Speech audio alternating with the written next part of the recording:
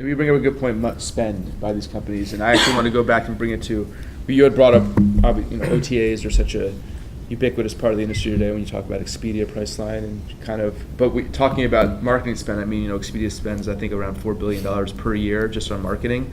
But you made a good point about how consumers today, when they shop, they want to kind of compare and contrast different hotels across brands. But I think one of the issues is that the hotel industry does a very good job of doing that. So you can't go on Hilton.com and see Marriott products because they're not there, obviously, because they're a competitor. But you go to Expedia, you go to one of the meta search, you can see across the board. So I mean, but just getting back to OTAs, I mean, the whole industry for years has been like, the stay away from them. They charge, their commission structures are too high. I'd love to hear what from like the top down, like what from your companies, what's the kind of the talk of around the water cooler about OTAs? They're a necessary evil, but you'll see us trying to get rid of rooms last minute. Yeah. Going against, rate parity and stuff just to get heads and beds kind of thing at the last minute. Mm-hmm. I mean, it's a necessary evil really at this time. The brands as a whole, I know they came out with, book direct, do this, but they're not blatantly saying like, you are not going to get a cheaper room. Thank you. Why don't they do that? Expedia. Every commercial I see, it's never like pointing out the like. It's like you'll get this, you'll get this. And you won't get your loyalty that. points. You won't get your whatever it may be. I think those are the things like you're gonna have a hard time canceling your room. Like they do a horrible job of I guess essentially the whole thing because, I mean, travelers were raised with these OTAs that were cheaper. Yeah. And now they still think that they are, and the brands are not flat out saying like, no, you're absolutely not getting a cheaper room there. So I think that's one of the challenges too, but and I don't know, actually, I didn't follow up on Hyatt was getting rid of Expedia. No, I think they came to an agreement. Okay, so but I mean, Hyatt was such a small market for Expedia that I didn't think it was going to work. They wouldn't even care. Expedia, yeah, it would drop in the hat for them, which is scary because Hyatt's sure. They would have needed it, definitely. Yeah. But I mean, Marriott and Hilton, I almost wonder if there was one company that came up out of the blue just for independent hotels and made their own online travel agency just for independents, could brands pull away from Expedia and Orbitz and all of those things and then have their own with a site for independents? I feel like that might be the only way that those are going to go away. There's a business model for you right there. No thanks. Someone else can do it and I'll just be angry yeah. years down the line. But I don't see any of them, no matter how much power they have, Marriott and Hilton are the two with the most. I don't see them. Well, the Marriott-Starwood merger was seen as kind of a hedge against OTAs. I mean, when you have that kind of scale, but I think, but even though they control so many rooms now, they're still not like, we don't need you anymore. They still use Expedia. It's just that they get their rates comparable to another company or that much lower commission rates. So, but I think that was a big part of it. But I think as an industry, that's one of the complaints, at least that we hear, that we don't pivot as quickly as we would like to. Yeah. Right.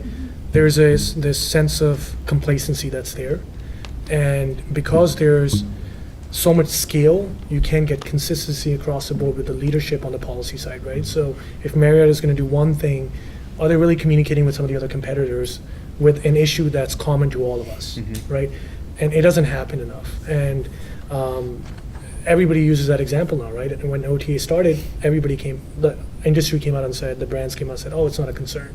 Right. But now all of a sudden it's a concern 15 years down the line. Sure. Right? Are we making the same mistake with the shared economy and the Airbnb? We probably are. So that's a fight every day, I think, to allocate enough marketing dollars to get the differentiating factors out there to the customer. Yeah.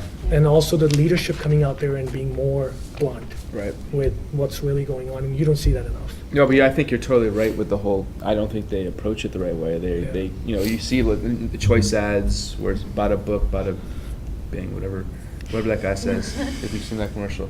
But Yeah, they don't call out Expedia, or you never. It's not like Right. McDonald's calling out, or Wendy's calling out the Big Mac or something like that, Right. what you've seen before. I mean, it's a different mentality. And I don't think they've really done a good job at it. So I know that whenever people ask me, well, you're in hotels, what's your best travel tip? Like, what's your best recommendation? That's the first thing I say. Don't ever book Yeah. at an OTA. Don't ever book anywhere but brand.com. And they're shocked. They have no idea. They go, oh, it's always lower. I'm like, no, it's Yeah. not. It's really not. I promise. And going toward what you were saying before is like, you're a member of all the loyalty programs. All you have to do is take 20 seconds to fill out a form online, and you're going to get you'll probably get a rate that's $10 cheaper than if you just booked without being a loyalty member. You're always And going that's to gonna get be a a better member rate. view. The hotels look after their brand.com customers. It's in hotels' best interest to look after their brand.com customers Right. a little better. And I think you mentioned it too. It causes all kinds of problems Yeah. with reservations and booking and billing, and Right. it's a disaster.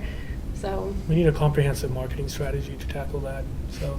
Yeah. So we gotta keep, we have to keep lobbying for that.